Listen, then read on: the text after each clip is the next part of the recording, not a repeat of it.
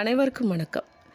இந்த வீடியோவில் என்ன பார்க்க போகிறோம் அப்படின்னு பார்த்தீங்கன்னா, சேலம் நாமக்கல் எல்லை பகுதியில் திருச்செங்கோடு வட்டம் காளிப்பட்டி என்னும் கிராமத்தில் கந்தசாமி திருக்கோவில் அமைஞ்சிருக்கு. தென்றல் தவழும் கிராமங்கள், பசுமை போர்த்திய வயல்வெளிகள், ஓங்கி உயர்ந்த மலைகள் நிறைந்த பகுதியில் கம்பீரமாக காட்சியளிக்கும் இந்த முருகன் கோயில்.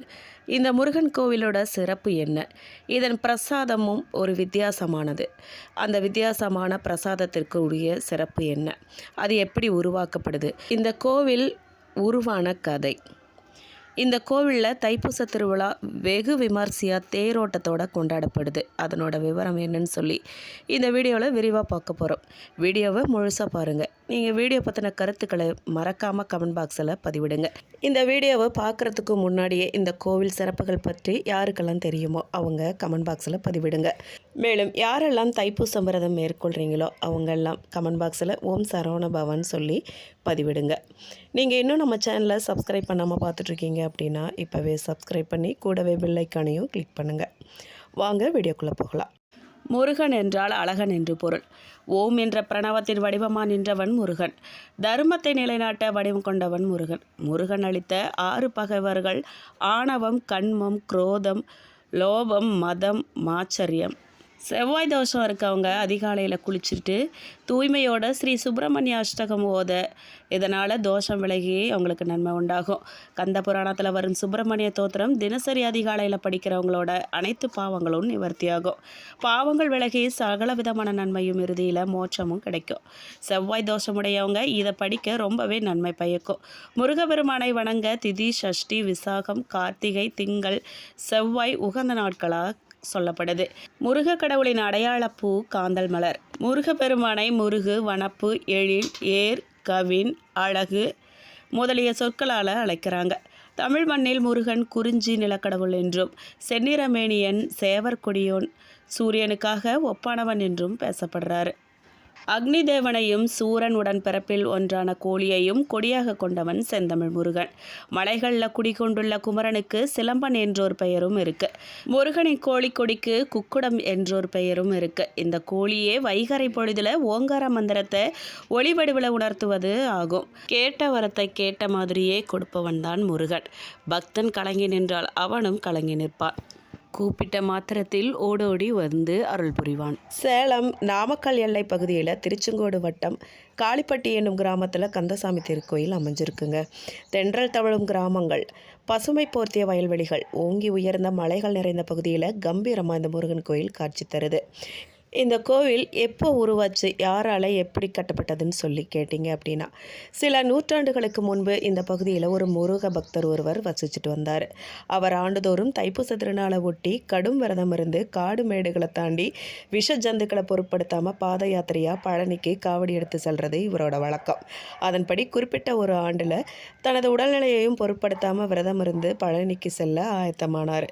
அப்போது அவரது கனவுல தோன்றிய முருகப்பெருமான், இனி நீ என்னை தேடி பழனி வர தேவையில்லை, உன்னோட இடத்துலையே நான் குடியிருக்க விரும்புகிறேன், எனக்கு இங்கே கோயில் எழுப்புன்னு அருள் கூறிட்டு மறைஞ்சிட்டாராம். அந்த வாக்கின்படியே கட்டப்பட்டது தான் இந்த காளிப்பட்டி கந்தசாமி திருக்கோயில். இந்த கோயில் சுமார் 300 ஆண்டுகளுக்கு முன்னால் கட்டப்பட்டதாக சொல்கிறாங்க. ஆலயம் மேற்கு நோக்கியவாறு அமைஞ்சிருக்கும். கோயில் நிலைவாசலில் 5 நிலை ராஜகோபுரம் காணப்படும்.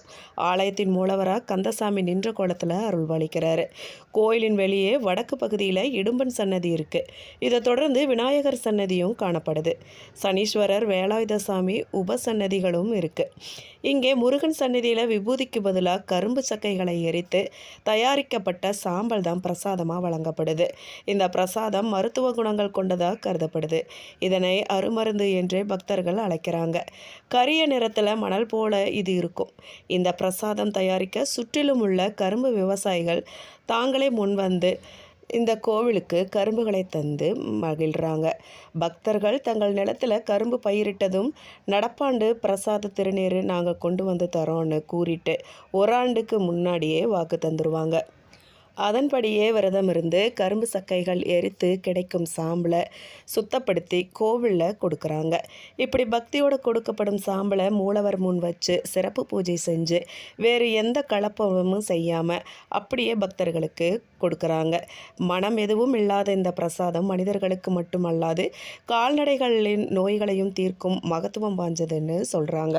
மேலும் இந்த பகுதியில் யாருக்காவது பாம்பு கடித்து மயங்கி விழுந்துட்டாங்க அப்படின்னா உடனடியே அவங்கள இந்த கோயில் மண்டபத்துக்கு கொண்டு வந்து கிடத்திடுவாங்களாம். பூசாரி முருக கடவுளின் அபிஷேக தீர்த்தத்தையும் விபூதியையும் தர சிறிது நேரத்தில் விஷம் இறங்கி விடும்னு சொல்கிறாங்க. இந்த கோவிலில் பாலாபிஷேகம் செய்து வழிபடுவது விசேஷம். வைகாசி விசாகம் தைப்பூசம் போன்ற நாட்களில் பாலாபிஷேகம் செய்து கந்தசாமியை பிரார்த்திக்க கல்யாண வரமும் பிள்ளை பாக்கியமும் கிடைக்குங்கிறது நம்பிக்கையாக இருந்துட்டு வருது. மேலும் குடும்பத்தில் பிரச்சனை, வியாபாரத்தில் நஷ்டம், வீண் பயம் முதலானவற்றால் அவதிப்படுறவங்க இங்கே வந்து கந்தசாமியை மனமுருகி பிரார்த்தித்து இடும்பன் சன்னதியில் தரப்படும் மை பிரசாதத்தை பெற்று 3 நாட்கள் தினமும் நெற்றியில் வச்சுக்கிட்டா தொழிலில் முன்னேற்றம் ஏற்படும்னோம், குடும்பத்தில் ஒற்றுமை ஓங்கும்னோம், தேவையற்ற பயம் விலகும்னோம், பில்லி சூனியம் போன்ற செய்வினைகள் இடுமன் சன்னதியில் தயாரித்து கொடுக்கப்படும் இந்த சிறப்பு வாய்ந்த மையினால் விடுபட்டு இருக்கிறதா பக்தர்கள் தெரிவிக்கிறாங்க. இந்த ஆலயத்தில் தைப்பூச விழா வெகு சிறப்பாக கொண்டாடப்படுது. அன்றைய தினம் தேரோட்டமும் நடைபெறும். அந்த திருவிழாவில் திரும்பிய திசையெல்லாம் காவடி ஆட்டம், உருளுதண்டம், கரகாட்டம், குறவன் குரத்தி ஆட்டம், மயிலாட்டம், ஒயிலாட்டம், கும்மிப்பாட்டு என்று தமிழர்களின் பாரம்பரிய கலைகள் பக்தி பரவசத்தோட களைக்கட்டும். இந்த கோயிலில் வைகாசி விசாக நாளில் தைப்பூசம் நாளில் உற்சவர் வீதி உலா நடைபெறும். அப்போது காளிப்பட்டி கந்தசாமியை வணங்கினா கவலைகள் முழுவதும் நீங்கிருங்கிறது ஐதீகமாக இருக்குது. இந்த கோயிலில் 2 கால பூஜை நடைபெறுது. கோவிலில் காலை 6 மணி முதல் இரவு 7:30 மணி வரை பக்தர்கள் தரிசனம் செய்வதற்காக திறந்து வச்சுருப்பாங்க. சேலம் திருச்செங்கோடு சாலையில் திருச்செங்கோட்டிலிருந்து சுமார் 22 கிலோமீட்டர் தொலைவில் காளிப்பட்டி முருகன் கோயில் அமைஞ்சிருக்கு. ஆங்கிலேயர் காலத்தில் மக்கள் அதிகம் கூடும் இடங்கள் மற்றும் திருவிழாக்களில் சிறப்பு நீதிமன்றங்கள் அமைத்து உடனுக்குடன் தீர்ப்பு வழங்கப்படுவது வாடிக்கையாக இருந்திருக்கு. அது இந்த காளிப்பட்டி கந்தசாமி கோயில் தைப்பூச திருவிழாவிலும் நடந்தவிருக்கு. அந்த சிறப்பு நீதிமன்றம் இப்பொழுதும் திருவிழா நடக்கும் 4 நாட்களும் தொன்று தொட்டு கோவில் வளாகத்தில் நடத்தப்படுது. அதில் பல்வேறு குற்றங்களுக்கு உடனுக்குடன் தீர்ப்பு வழங்கப்படுது.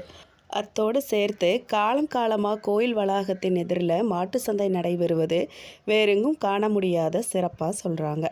மேலும் சுற்றுவட்டார பகுதி ஊர்களில் இருந்து, அதாவது சேலம், நாமக்கல், திருச்செங்கோடு அந்த சுற்றி உள்ள ஊர்களில் இருந்து பக்தர்கள் நடைபயணமாக சென்று தைப்பூசத்தன்று கால் கடுக்க 3-4 மணி நேரம் காத்திருந்து அந்த கந்தசாமியை தரிசிக்கிறார்கள்.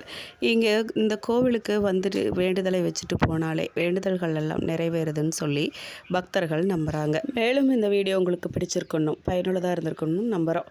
வீடியோ பற்றின கருத்துக்களை மறக்காமல் கமெண்ட் பாக்ஸில் பதிவிடுங்க. நீங்கள் இன்னும் சப்ஸ்கிரைப் பண்ணாமல் நம்ம சேனலை பார்த்துட்ருக்கீங்க அப்படின்னா இப்போவே சப்ஸ்கிரைப் பண்ணி கூடவே பெல் ஐக்கானையும் கிளிக் பண்ணுங்கள். நன்றி.